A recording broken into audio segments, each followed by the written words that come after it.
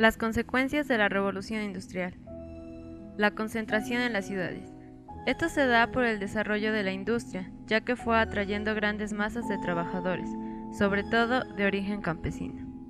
En Inglaterra, el fenómeno se ve acentuado por la transformación de muchísimos campos de labor en pastizales para la cría de ovejas. En periodos de auge industrial, las fábricas absorben la mano de obra que se presenta.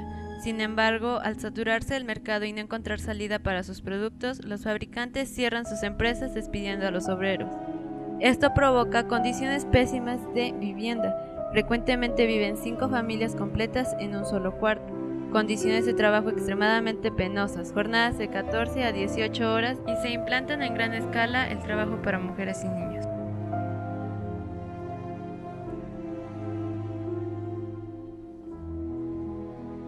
El ludismo es una de las consecuencias de la revolución industrial, ya que con las máquinas se desplazan grandes masas de obreros, al aumentar enormemente el rendimiento del trabajo de cada individuo.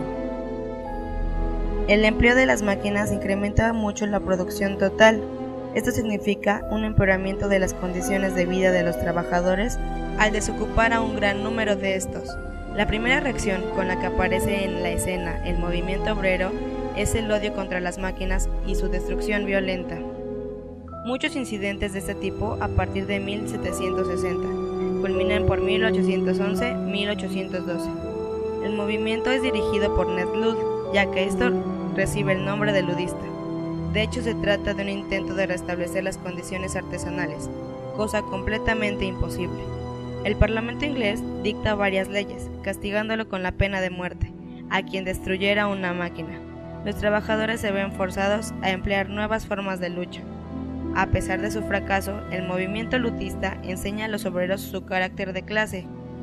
El hecho de que tienen intereses comunes y les muestra su fuerza proveniente de su concentración en gran número. Empiezan a surgir las organizaciones obreras permanentes, como son los sindicatos.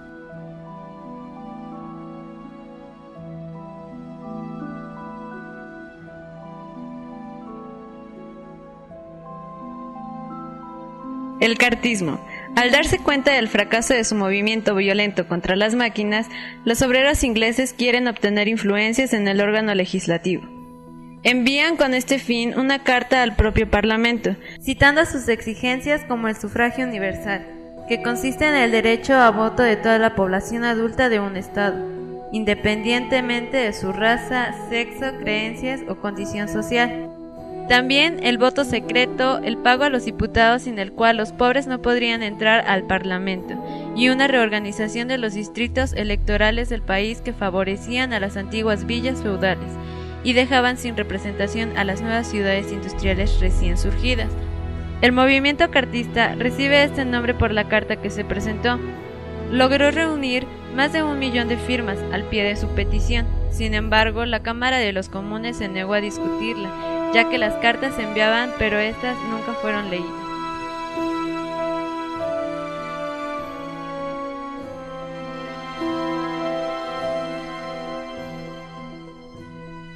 El socialismo, con el afán de resolver el problema social obrero originado en la aparición del proletariado, surgen varias teorías que proclaman la necesidad de poner los nuevos sistemas de producción al servicio de la sociedad. Todas las ideas socialistas quieren la abolición de la propiedad privada sobre los medios de producción y la implantación de la propiedad social en diferentes formas. Existen varias ideologías conocidas como socialismo utópico. Tienen varias características comunes. Todas hablan de la contradicción entre la clase trabajadora, pobre y explotada, y la capitalista. Todas quieren resolver el problema implementando la propiedad social. Para lograrlo, apelan a la buena voluntad de los gobiernos y de la clase rica.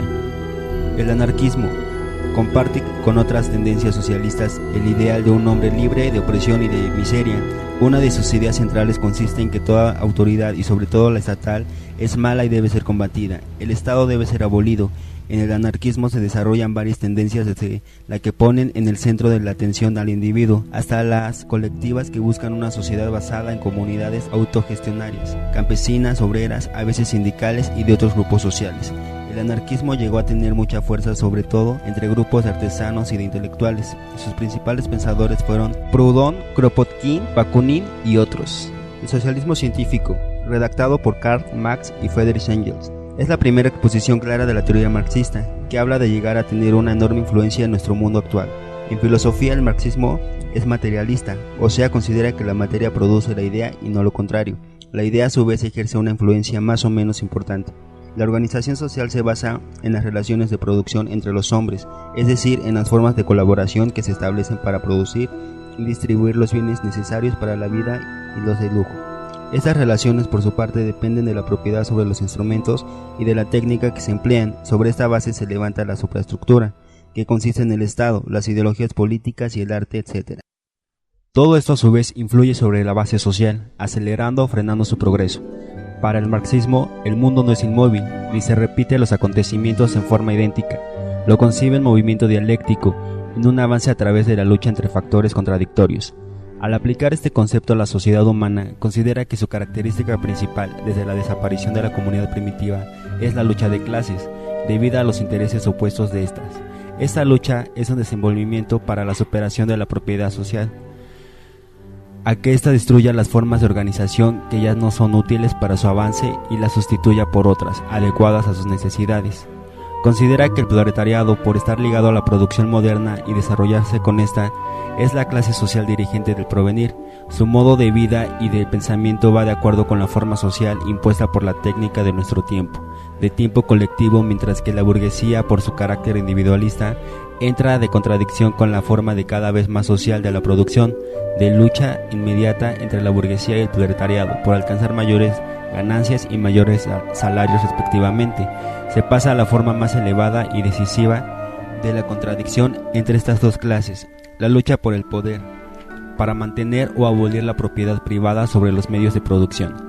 En el aspecto de la economía, el marxismo considera que el valor de una mercancía expresado comercialmente en su precio es el resultado del trabajo socialmente necesario para producirla, el trabajo que necesita una sociedad dada en promedio. La fuerza de trabajo del obrero, a su vez, es otra mercancía comprada en el salario. Su valor consistirá en lo necesario para producir esa fuerza de trabajo, lo que equivale al mantenimiento mismo del obrero. Esto se refiere al asalariado como clase social, incluyendo a los niños y ancianos, y varía de acuerdo con la tradición de los otros factores. Pero el obrero siempre produce más de lo que necesita para mantenerse, y esta diferencia la plusvalía en lo fundamental, la ganancia del capitalista. Según avanza la técnica y la productividad del trabajo, aumenta la parte del valor que queda a manos del capitalista. Para superar las contradicciones de la sociedad capitalista, el marxismo considera necesario socializar, o sea, pasar a propiedad colectiva los medios de producción.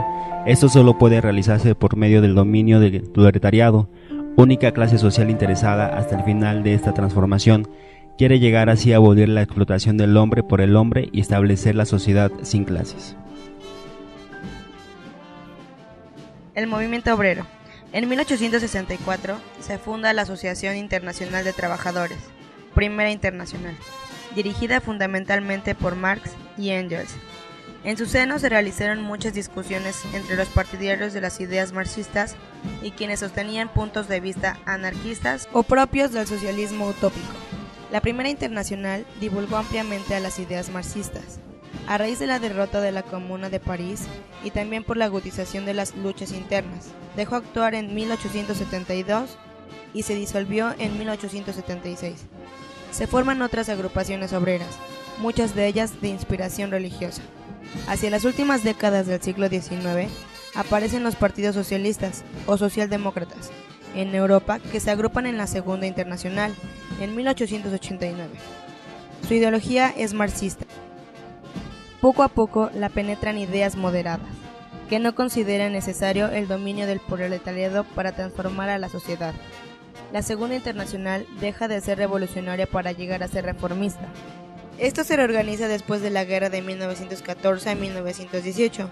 Algunos de sus partidos abandonan declaradamente el marxismo, mientras que otros afirman seguir dentro de esta doctrina, pero renunciando expresa o tácticamente a varias de sus tesis fundamentales, sobre todo las referentes a la revolución proletaria.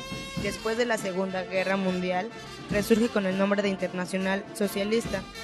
En 1919, a raíz de la revolución comunista en Rusia, se funda la Tercera Internacional, que organiza la colaboración entre los comunistas de todo el mundo y los dirige hasta 1943. Legislación protectora del trabajo. Desde el siglo XIX se inicia la promulgación de medidas de protección para los obreros. Se empieza la prohibición de trabajo hacia los niños. Los sindicatos prohibidos son nuevamente legalizados. Se reducen las jornadas laborales de 14 a 16 horas a solo 8 horas de jornada. Las condiciones de higiene se aplican.